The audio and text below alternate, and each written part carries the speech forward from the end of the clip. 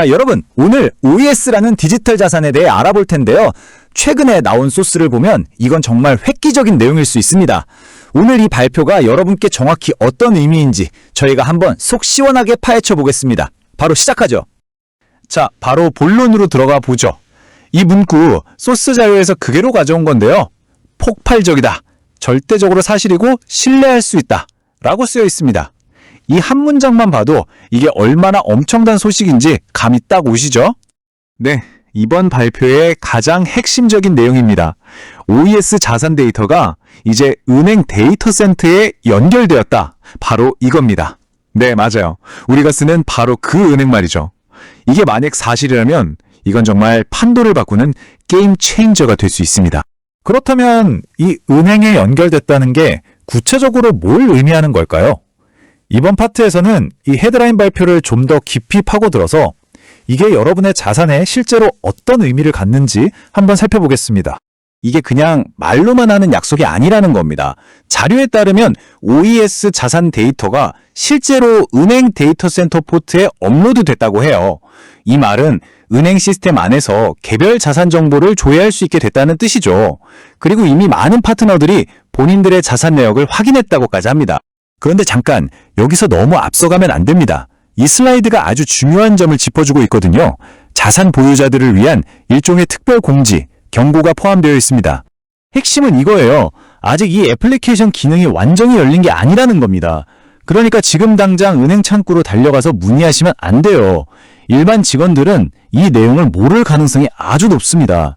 괜한 혼란을 피하고 또 여러분의 계정을 안전하게 지키려면 공식적인 발표가 나올 때까지 기다리는 게 최선이라고 자료는 조언하고 있습니다. 아니, 근데 이게 대체 어떻게 가능한 걸까요?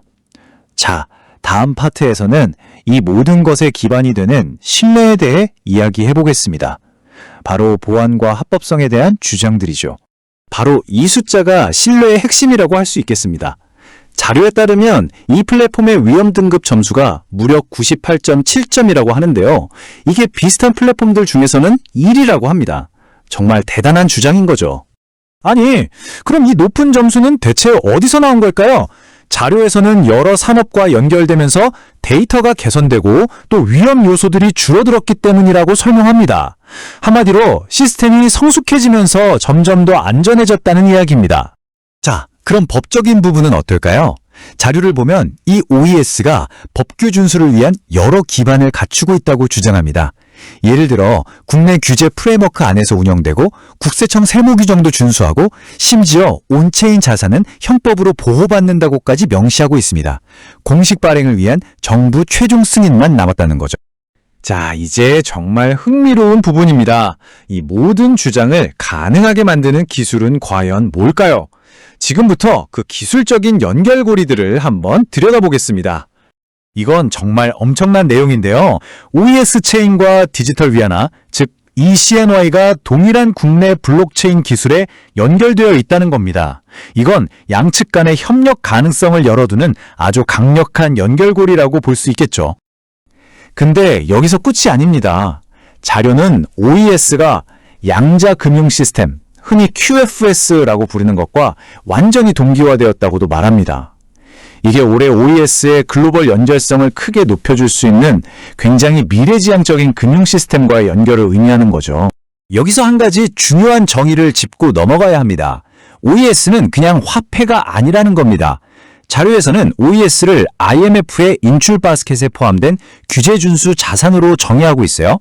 이건 OES의 합법성에 상당한 무게를 실어주는 부분이죠. 자, 그럼 이 모든 내용들이 결국 자산 보유자들에게는 어떤 의미가 있을까요? 마지막 파트에서는 이번 발표가 가져올 영향과 미래에 대해서 정리해 보겠습니다. 바로 이 질문.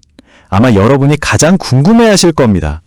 그래서 이게 나한테 무슨 의미가 있는데 지금부터 그 핵심을 딱 짚어드릴게요. 자료에서 말하는 핵심적인 변화는 크게 세 단계로 볼 수 있습니다. 첫 번째는 가장 가시적인 혜택인데요. 바로 은행 시스템 안에서 내 자산을 확인할 수 있다는 겁니다. 이게 가장 구체적인 진전의 증거라고 할 수 있겠죠.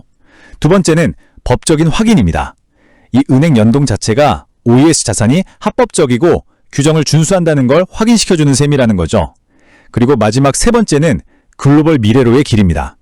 이번 개발로 OES가 글로벌 규제 준수 시스템 안에서 유통될 수 있는 길이 활짝 열렸다는 겁니다. 자, 은행 시스템과의 통합, 그리고 법적인 보호, 이런 주장들을 종합해 볼 때 과연 이번 발표가 자료에서 말하는 것처럼 정말 OES의 결정적인 돌파구가 될 수 있을까요? 오늘 준비한 내용은 여기까지입니다. 여러분의 생각은 어떠신가요? 이번 발표가 갖는 의미에 대해 한번 깊이 생각해 보시는 것도 좋겠습니다.